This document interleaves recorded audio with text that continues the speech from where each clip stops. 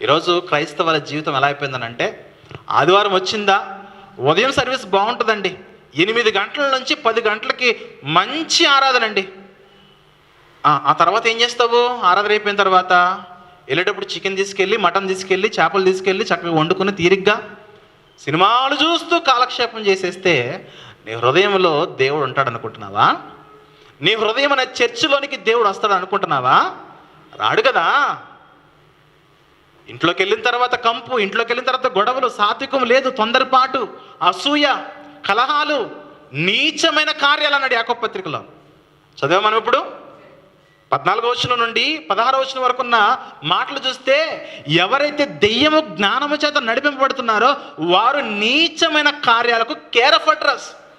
వారు ఎప్పుడు కూడా, వారి జీవితం ఎప్పుడు కూడా వివాదాల్లో కొనసాగుతూ ఉంటుంది. వారు ఎప్పుడు కూడా మత్సరము కలిగి, అసూయ కలిగి ఉంటారు.